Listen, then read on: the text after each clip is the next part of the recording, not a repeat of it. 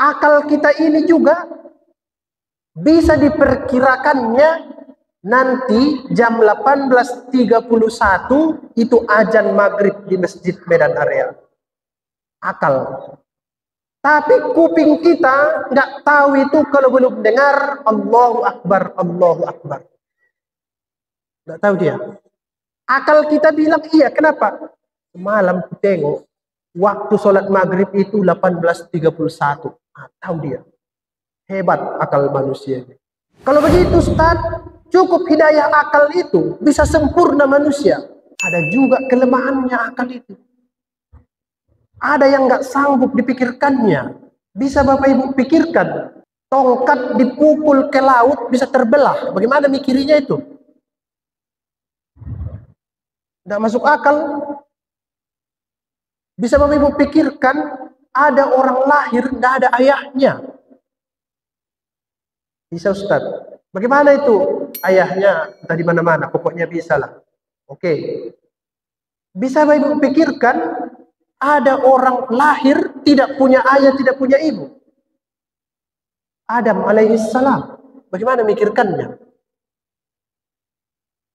Bisa Bapak Ibu pikirkan, ada manusia bisa memerintah jin menyelam ke dalam lautan. Bagaimana caranya? Bisa Bapak Ibu pikirkan, ada manusia bicara sama semut. Bisa dipikirkan, Nabi Muhammad pernah membelah bulan. Nggak masuk akal Ustaz. Iya, akalnya nggak sampai. Itu masalahnya itu. Bisa dipikirkan, Nabi Muhammad memancar dari jari-jarinya air. Bisa dipikirkan, Nabi Musa memukul tongkatnya ke dalam batu, keluar 12 mata air. Sesuai dengan jumlah anak Bani Israel. Bisa dipikirkan. Bisa dipikirkan orang dimasukkan ke dalam api tidak terbakar, tapi kedinginan. Kalau bisa dipikirkan nanti pulang ke rumah, coba masuk ke dalam api. Tengoklah apa yang terjadi setelah itu. Nggak kuat juga dia ini Pak. Nggak kuat dia. Bisa pikirkan, ini lagi musim ini, dia mau disembelihnya anaknya berubah jadi kambing. Bagaimana itu ceritanya? Masuk akal. Bisa Bapak Ibu pikirkan, ketika tidak ada air yang membersihkan muka, dikotori pakai abu, tayamum namanya. Masuk akal.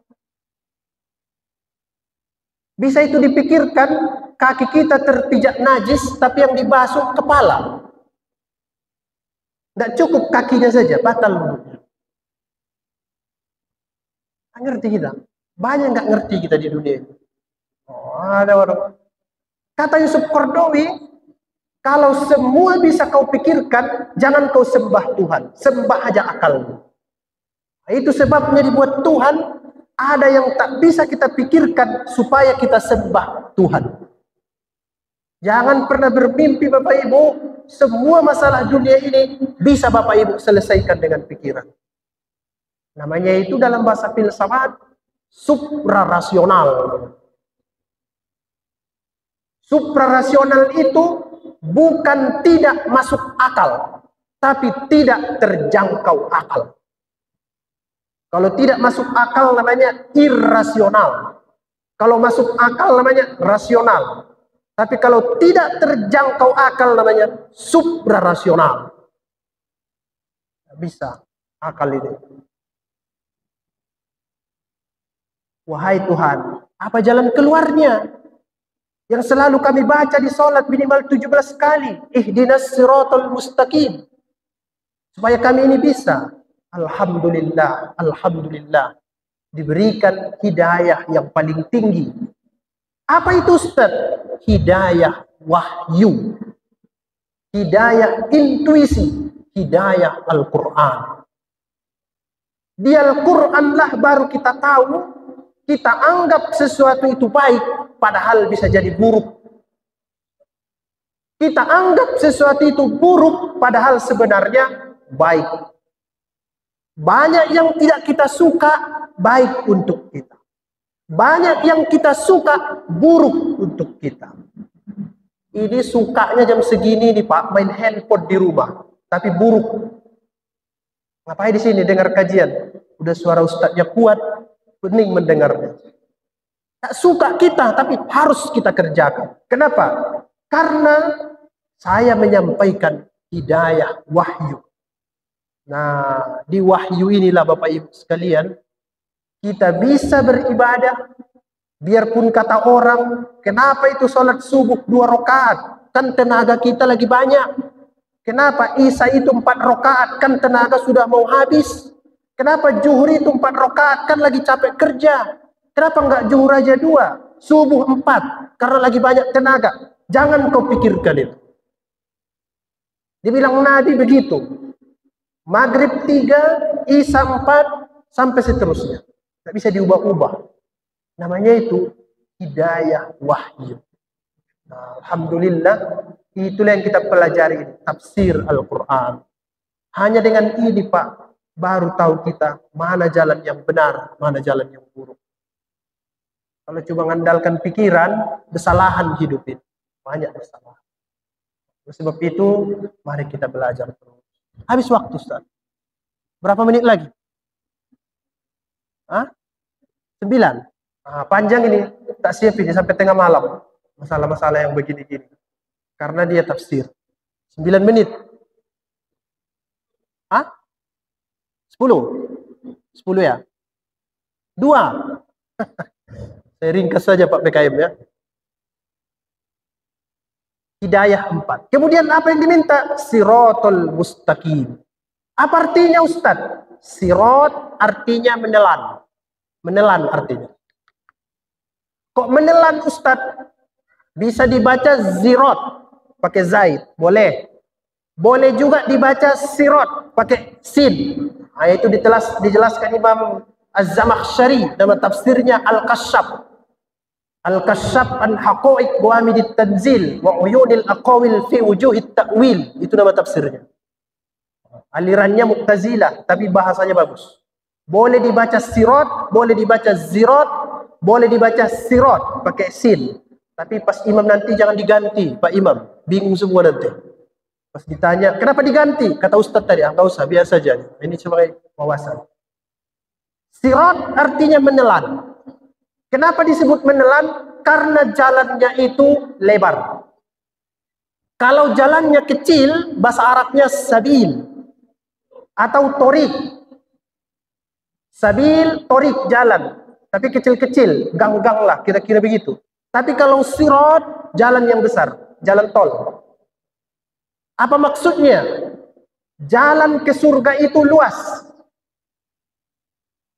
Luas jalan ke surga itu. Yang kunut masuk surga, yang tak kunut masuk surga. Yang masuk neraka jahanam yang enggak sholat. Nah, itu baru. Yang enggak sholat subuh. Nah, itu masuk neraka itu. Biarpun transit dia. Yang taraweh 20, insya Allah masuk surga. Yang 8 masuk surga. Allahu Akbar. Takbir. Diluruskannya tangannya ke bawah. Tidak bersedekap dia. Insya Allah masuk surga. Mazhab Maliki. Ada yang bersedekap di bawah pusar. Boleh juga. Ada di atas pusar. Boleh. Ada di dada sedikit. Boleh. Tak bersedekap. Boleh juga. Yang tak boleh tak sholat. Semuanya itu insya Allah sirat. Bisa ditelan oleh jalan yang lurus. Yang rukun wudunya 4. Tidak pakai niat di awal, dia tidak tertib, insya Allah masuk surga. Mazhab Hanafi. Kalau mazhab Syafi'i 6, harus berniat dan tertib.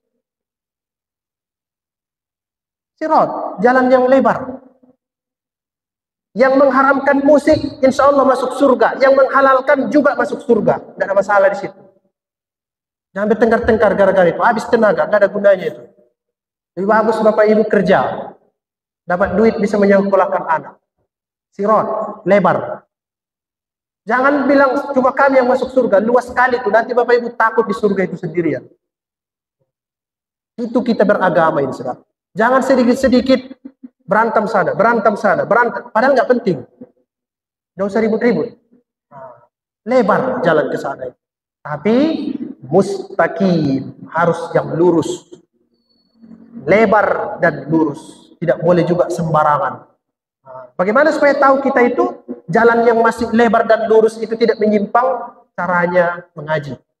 Alhamdulillah di sini pengajian aktif, Pak BKM semangat untuk mendorong pengajian. Kalau nggak ngaji nggak ngerti Pak. Kadang yang halal dikiranya haram, yang haram dikiranya halal. Nah, itu fungsinya belajar itu. Sebabnya kata Nabi, khairukum man ta'allamal Qur'an wa 'allamahu. Sebaik-baik manusia yang belajar Al-Qur'an dan mengajarkannya. Kenapa? Dengan belajar itu dia tahu mana jalan-jalan yang harus dilaluinya. Nah, Bapak Ibu sekalian, saya kira ini kajian kita malam ini mudah-mudahan bermanfaat. Nanti kalau lupa tonton di YouTube, akan kita tayangkan lagi. Kalau tak suka nonton, baca tulisannya. Kalau tak suka semuanya, nggak tahu lagi. Bagaimana lagi mau kita buat supaya kita ini mau belajar? Yang dapat saya sampaikan, ada pertanyaan kira-kira BKM? Ada? Atau cukup? Ada Pak Ustadz? Ada pertanyaan? Enggak? Enggak. Udah Isa. Kalau belum saya lanjut lagi, ada sedikit lagi. Berapa menit lagi Ustaz? Udah ada aja? Udah? Oh iya. Nah, yang terakhir sebagai penutup. Belajar tafsir ini harus sistematis. Karena alirannya banyak. Alirannya banyak. Kalau tidak, nanti ilmunya terpotong-potong, itu bisa keliru itu. Lari dia sini, lari dia sini, lari dia sini. Jadi saya sarankan, ayo terus belajar. Nah, kalau saudara-saudara kita tidak mau ke masjid, kasih link. Kasih dia nonton, segala macam. Supaya kita ini selamat. Sekarang ini susah Pak. Susah sekali. Mengendalikan anak-anak remaja kita susah. Bagaimana supaya ramai pengajian, kita lah orang tuanya dikasih contoh. Kenapa saya sampaikan begitu? Sering kali begini. Pernah saya sampaikan, tidak semua ada dalam Al-Quran. Tidak semua. Ada yang hal-hal teknis tidak ada di Al-Quran. Nah, itu disalahpahami itu yang saya bilang. Terus saya tanya, ada rupanya di Quran cara buat ban mobil, nah, baru dia bingung. Ada di Al-Quran cara buat blender, nah, baru dia bingung mendengar itu. Memang nggak ada. Karena dia tidak ada, harus digali sedalam-dalamnya, baru kita mengerti apa pesan-pesannya. Cuman ini petunjuk untuk kita yang autentik. Asli dia dari Tuhan. Kalau penafsiran-penafsiran itu bisa macam-macam. Kalau ustadznya lagi emosi, dibawanya ke golongan dia. Kalau yang aliran sana lebih kuat, dibawanya ke situ. Jadi pelajari tafsir. Teks Al-Quran inilah satu-satunya yang tidak berubah. Kalau hadis bisa macam-macam redaksinya. Karena makna dan teksnya itu tidak semua dari Nabi, ada dari sahabat. Kalau Al-Quran, makna dan teksnya dari Allah Subhanahu wa Ta'ala. Mari kita belajar. Terima kasih. Taqabbalallahu minkum. Assalamualaikum warahmatullahi wabarakatuh.